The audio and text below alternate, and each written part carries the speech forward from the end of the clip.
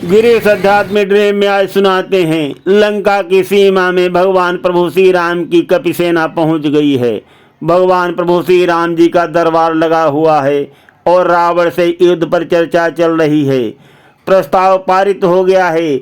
जामवंत की सलाह के अनुसार परमवीर अंगद को इस बार रावण से संधि का प्रस्ताव लेकर के भेजा जा रहा है। भगवान प्रभु श्री राम जी का आशीर्वाद लेकर के वीर अंगद रावण से संधि का प्रस्ताव लेकर के चल दिए हैं और रावण के दरबार में जा कर के अंगद जो है रावण की कौन सी झूठ का खुलासा करेंगे।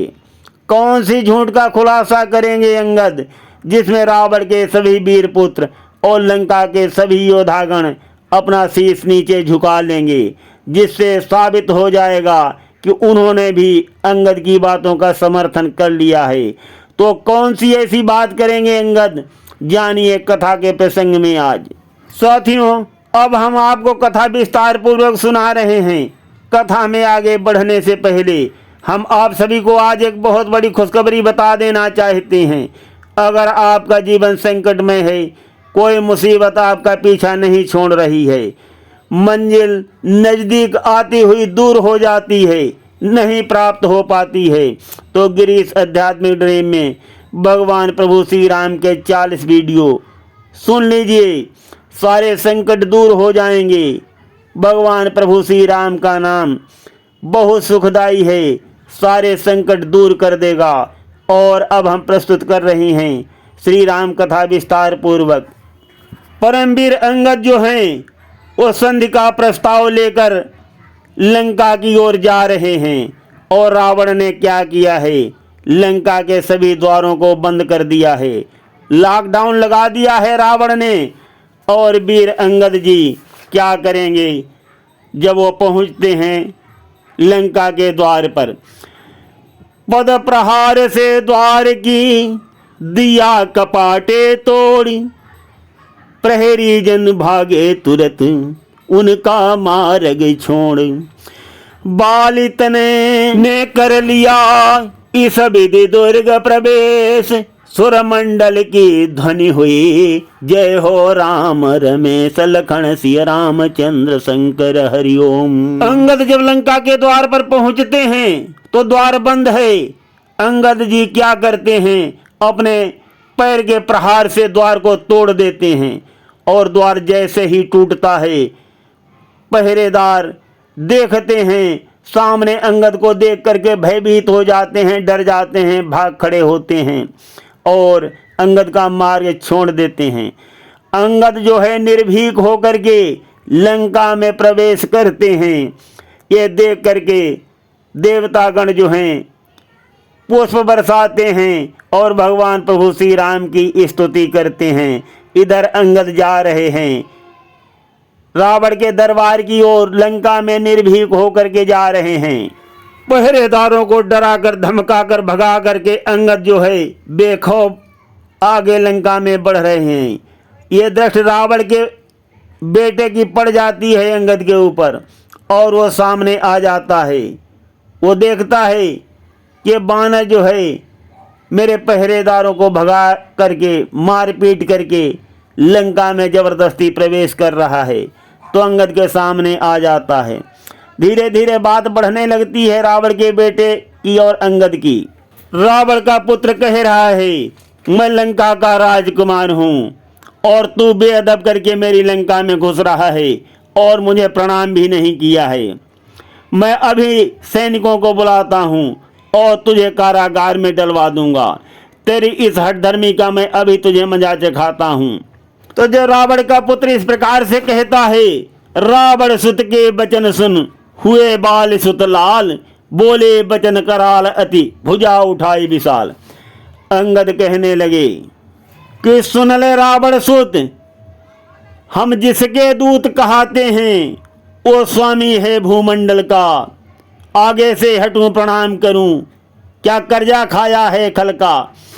हम बालराज के बेटे हैं, जिसके बल का था पार नहीं।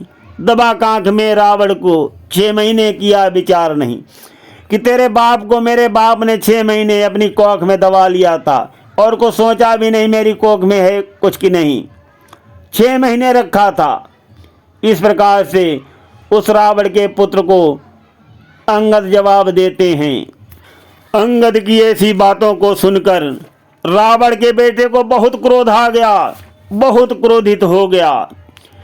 रावण सुत कहने लगा, होकर कुपित महान, बेवकूफी की बात क्यों करता है नादान। क्यों ऐसी बातें करता है। मेरे पिता के समान बलशाली इस दुनिया में कोई नहीं है। दुनिया क्या, त्रिभुवन में भी मेरे पिता के समान कोई बलशाली नहीं है। इस प्रकार से रावण का सुत अंगद को जवाब दे रहा है और कहता है, क्या दूत उन्हीं लड़कों का है जो मारे मारे फिरते हैं। छूटा है जिनका राजपाट, बन बन दुखियारे फिरते हैं। रावण के उस बेटे ने पुनः आगे बात बढ़ाई है। भगवान प्रभु श्री राम जी की निंदा करते हुए रावण का बेटे ने आगे और बात बढ़ाई है। आगे क्या कहेगा सुनिए। जब रावण का पुत्र कहता है कि जिनकी वो सुंदर सी नारी अब तक हमारी लंका में बंदी है और तू उनका गुलाम होकर के अपनी हेकड़ी मार रहा है, ये बात अंगद को बहुत बुरी लगती है। अंगद उसकी बात को काट देते हैं और क्या कहते हैं, तो बात काट कर अंगद ने अपना वचन उचारा है, चोर पिता के पूत सुनो, जिसमें हित बहुत तुम्हारा है। रावण सुत को अंगद ने तब सारी कथा सुनाई है। अंगद ने सारी कथा सुनाई है। क्या कहते हैं अंगद सुनिए। अंगद कहते हैं कि सुन ले रावण के पुत्र, जब तेरा पिता गया था चोरी करने, दूसरे की नारी को चोरी करके लाया था। तेरा पिता भिखारी बन करके गया था, अपने वस्त्र छुपा करके नंगा होकर साधु के कपड़ों में गया था। और क्या कहते हैं अंगद जी, अब अवसर आने वाला है, हम बदला सभी चुकाएंगे। चौपट करके लंका को, सीता माँ को ले जाएंगे।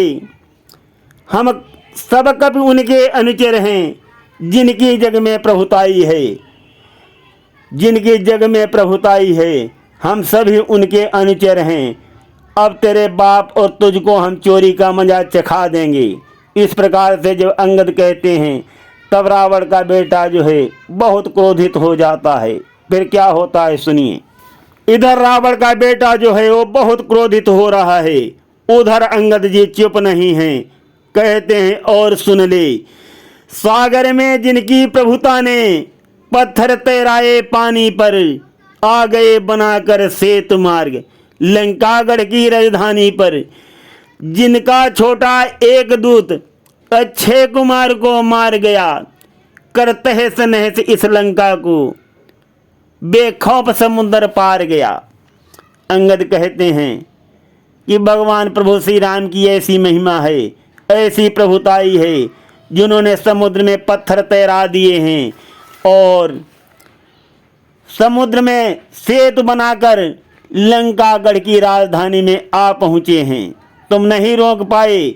जिनका छोटा सा एक अनुचर, एक दूत सारी लंका को तहस नहस करके चला गया, तुम उसका भी कुछ बिगाड़ नहीं पाए, रोक न पाए अनुचर को, तब कहाँ गई प्रभुताई है। अंगद कहते हैं कि एक छोटे से अनुचर को रोक नहीं पाए, तब कहाँ गई थी तुम्हारी प्रभुताई, सो रहे थे क्या। कहते हैं अंगद आगे और सुनो, मैं वो भी बताता हूँ। अपने कुल का हाल सुनो, जो सत्य सत्य बतलाता हूँ। जो बुआ तुम्हारी लंका में, मैं उनकी कथा सुनाता हूँ। मेरे प्रभु पै के मुख को निहार, सूपनखा जी मुग्ध हुई। इनकार किया जब स्वामी ने, तब क्रोधित होकर क्षुब्ध हुई। जैसे घटी घटना सारी सब अंगद ने समझाई है। अंगद ने सारी बातों को उजागर कर दिया है कि तुम्हारी जो बुआ हैं हमारे प्रभु पर मोहित हो गई थी। हमारे प्रभु ने जब इनकार कर दिया तब तुम्हारी बुआ नाराज हो गई, और जो जो घटना घटी थी अंगद ने सारी रावण के बेटे को बताई है। बात बात में बढ़ गई बिना बात की रार, दोनों अति बलवान थे दोनों राजकुमार। दोनों उलझ गए आपस में और बातों बातों तकरार बढ़ गई। रावण के बेटे ने क्या किया, तलवार निकाल लिया और अंगद से बोला कि तुम्हारी मौत तुमको यहाँ करके खींच के लाई है। और ये कह करके अंगद ब तलवार से वार कर दिया। अंगद ने क्रोधित होकर और भगवान प्रभु श्री राम की जयकारा लगाते हुए उसके तलवार छीन ली और फेंक दी दूर। फिर क्या होता है, दोनों आपस में भिड़ गए, मल्ल युद्ध होने लगा। मल्ल युद्ध होने लगा रावण सुत का और बाली पुत्र का। बाल तने को विजय मिली, मार मार तन चूर किया, हर लिए प्राण रावण सुत के, जब मल्ल युद्ध भरपूर किया। ये समाचार घर घर छाया, पुरवासी भयभीत हुए, अब नहीं कुशल है लंका में, ये कहकर सभी सभीत हुए। सब नगरी अति भयभीत हुई, घटा प्रलय सी छाई है। लंका में सन्नाटा छा गया, सब लोग भयभीत हो गए और अपने घरों में घुस गए। सोचने लगे कि अब लंका वासियों की कुशल नहीं है। और इधर अंगद ने रावण के बेटे को मल्ल युद्ध में मार मार कर बेहाल करके उसके प्राण हर लिए, वध कर दिया अंगद ने रावण के सुत का। और इधर लंकापुर में छा गया चहुदिसी हाहाकार, लगे भागने लोग, सब बंद हुआ बाजार, बाजारें भी बंद हो गई लंका में। इतने लोग भयभीत हो गए और संपूर्ण नगर में एक ही बात चलने लगी कि पहले जिस कपि ने लंका जलाई थी, जिस वानर ने लंका जलाई थी, वही फिर से लंका में आ गया और अब की सबका वध कर रहा है, अब कोई नहीं बचेगा। इस प्रकार से लंका में हाहाकार मचा हुआ है। लंका में प्रजा क्या कहती है, संपूर्ण नगर में हलचल थी, जगह जगह ये बात चली, लंका में प्रलय मचाने को फिर से आया ओ महाबली, अब रहना मुश्किल लंका में, ये जीवन मरण समान हुआ, राजाधिराज का महापाप लंका को ग्रहण समान हुआ। ऐसे लंका में नर नारी आपस में बातचीत करते हैं कि लंका को अब ग्रहण लग गया है रावण के पापों से। और रावण के पुत्र का वध करने के बाद अंगद फिर वही निर्भीक आगे बढ़ रहे हैं और अंगद को देखते ही निश्चर गण इधर उधर भाग जाते हैं और बिना पूछे अंगद को रास्ता बताते हैं। बहुत से अंगद को देख करके राक्षस लोग छिप जाते हैं। अंगद की दृष्टि जिधर घूम जाती है उधर सब भयभीत हो जाते हैं। इस भांति निशाचर डर डर कर अंगद से बातें करते थे, उन्हें देख छिप जाते थे, सन्मुख आने से डरते थे। जिस तरफ दृष्टि पड़ जाती थी भयभीत सभी हो जाते थे। पूछना चाहते मार्ग अगर बिन पूछे ही समझाते थे। बाल तनय ने इस प्रकार लंका में धाक जमाई है। इस प्रकार से अंगद की लंका में धाक जम जाती है। जाते जाते ही अंगद धाक जमाते हुए जा रहे हैं। भगवान प्रभु श्री राम के नाम में इतनी शक्ति है, उनका एक अनुचर और इतने बलशाली रावण की लंका में निर्भय होकर के जा रहा है। जो लंका की ये हालत देखते हैं, रावण के जो गुप्त दूत हैं वो तुरंत भागते हैं और रावण के पास जाते हैं। क्या कहते हैं रावण से, सुनिए भजन प्रसंग में। ये सुनकर भागे गुप्त दूत, रावण से सभी बखान किया। उस समय सभा में रावण की अंगद जी ने प्रस्थान किया। कुछ आगे को और बढ़े, रावण की ड्योढ़ी नियर आई। मुख्य द्वार पर जब पहुंचे तब बोले जय श्री रघुराई। जैसे ही गुप्तदूत रावण की सभा में यहाँ अंगद का हाल बता रहे हैं, जो घटना घट रही है वो रावण को समझा रहे हैं, उसी समय अंगद भी रावण की ड्योढ़ी पर पहुंच जाते हैं। रावण की ड्योढ़ी पर पहुंचकर अंगद जय श्री राम का नारा देते हैं। तो सुनिए। रावण के ड्योढ़ी पर पहरेदारी कर रहे द्वारपाल डर जाते हैं और अंगद उनसे कहते हैं कि अपने जाकर के राजा से कहो कि श्री राम जी का दूत उनसे मिलने के लिए आया है। श्री राम दूत आया मिलन सुनो निशाचर राय, लाया हूँ संदेश में भेजा है कपिराय। राज रहा था सभा में उसी समय लंकेश, द्वारपाल ने आ कहा अंगद का संदेश।